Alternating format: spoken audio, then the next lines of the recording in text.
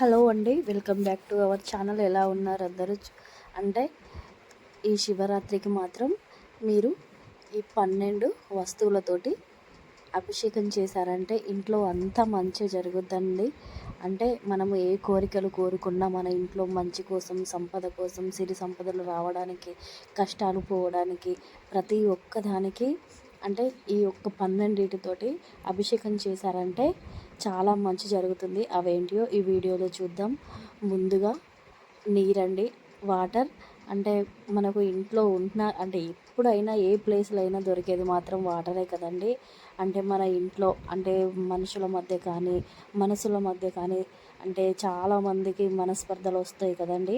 అలాంటి వారు మాత్రం స్వచ్ఛత కోసం అంటే ఈ నీటిని మాత్రం అంటే శివలింగానికి అభిషేకం నీటిని స్వచ్ఛత కోసం మాత్రం అభిషేకిస్తారండి. అలాగే పాలు, సెకండ్ వన్ పాలు వచ్చేసి బలం కోసం. అంటే మన ఇంట్లో చాలామంది బలహీనంగా కానీ ప్రతి ఒక్కటి ఒంట్లో బాగాలేకపోయినా అలా ఇలా చాలామంది అంటూ ఉంటారు కదండి. అలాంటి వారు తప్పనిసరిగా ఈ శివరాత్రి రోజు మాత్రం తప్పకుండా పాలాభిషేకం చేయండి. ఇంట్లో మనం కోరుకున్న కోరికలు ప్రతి ఒక్కటి నెరవేరడానికి ఇంట్లో అంత మంచిగా జరుగుద్దండి. థర్డ్ వన్ వచ్చేసి పెరుగండి. అంటే పెరుగు మాత్రం శక్తి కోసం అండి. అంటే మన ఇంట్లో మనము అంత మంచి జరుపుకోవడానికి అంటే మనకు బలంతో పాటు శక్తి కూడా చాలా అవసరం కదండి. అలాంటి వారు అంటే మనకు ఏదైనా పని చేద్దామన్న ఓపిక లేకపోవడం అలాంటప్పుడు ఈ శివరాత్రి రోజు మాత్రం పెరుగుతోటి శక్తి కోసం అభిషేకం చేసుకోండి. అలాగే నెయ్యి అండి. అంటే మనము ఎంత ఏం చేద్దామన్నా మనం మాత్రం ఆరోగ్యంగా ఉండాలి కదండి. అందుకని నెయ్యి మాత్రం ఆరోగ్యానికి సంబంధించిందండి. అంటే మనము ఈ శివరాత్రి రోజు నెయ్యితోటి కనుక అభిషేకం చేస్తే మన ఆరోగ్యానికి ఎలాంటి లోటు లేకుండా అంత ఆరోగ్యకరంగా ఉంటామండి. ఒకసారి తప్పకుండా ఈ శివరాత్రి రోజు ఇలా అభిషేకం చేయండి. దీంతోపాటు తేనె అండి. అంటే మనకు ఇతరులతోటి ఏదన్నా సమస్య ఉన్నప్పుడు కానీ అంటే అనుకూలంగా అంటే మనం ఒకటి అంటే వాళ్ళు ఇంకొకటి అంటారు కదండి. అలాంటప్పుడు అంటే మనకు పరస్పర సంబంధం అంటే మంచి సంబంధానికి అంటే మనకు వేరే వాళ్ళతోటి గొడవలు రాకుండా ఉండడానికి తేనెతోటి అభిషేకం చేయండి. నెక్స్ట్ వన్ వచ్చేసి చక్కెర అండి. చక్కెర మాత్రం సంపద కోసం అండి.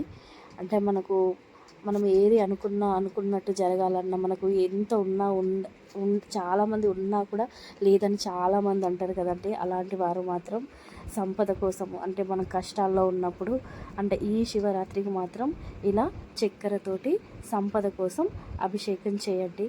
దీంతోపాటు పంచామృతం అండి.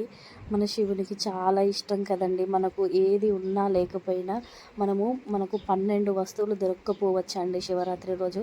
అంటే అంటే అంటే స్పెషల్గా వెళ్ళి తెచ్చుకోలేని వాళ్ళు ఈ పంచామృతంతో చేస్తే ఆరోగ్యం మరియు సంపద, ఇంట్లో కీర్తి ప్రతిష్టలు ప్రతి ఒక్కటి కలుగుతుందండి. అలాగే పండ్లు అండి. మనము ఏమన్నా కోరికలు కోరుకున్నా అంటే నెరవేరడం కోసం మాత్రం పండ్లతోటి అభిషేకం చేయండి. అంటే మనకి చాలామంది చాలా కోరికలు కోరుకుంటారు కదండి. ఈ శివరాత్రి రోజు మాత్రం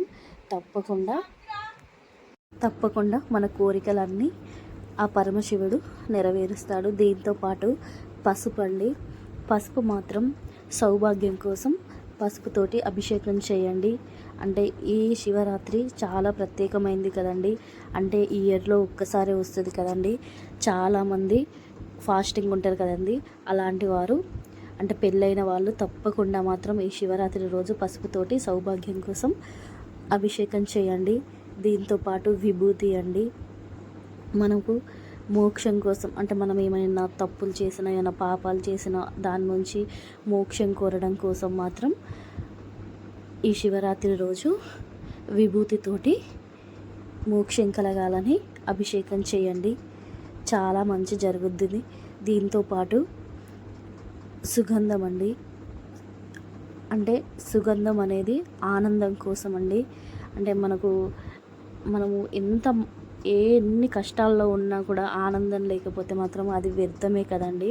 అలాంటి వారు ఏదైనా కష్ట సుఖాల్లో ప్రతి దానికోసం ఆనందం కోసం మాత్రం సుగంధంతో అభిషేకం చేయండి. లాస్ట్ వన్ వచ్చేసి అంటే లాస్ట్ది పానకం అండి. కీర్తి కోసం, మనకు కీర్తి ప్రతిష్టల కోసం పానకంతో అభిషేకం చేయండి. నా వీడియో కనుక నచ్చితే ప్లీజ్ అండి లైక్ చేసి సబ్స్క్రైబ్ చేయండి. నచ్చితే కనుక ఓం నమ శివాయ అని కామెంట్ చేయండి. థ్యాంక్ యూ ఫర్ వాచింగ్ అండి. ప్లీజ్ సపోర్ట్ చేసి సబ్స్క్రైబ్ చేసుకోండి.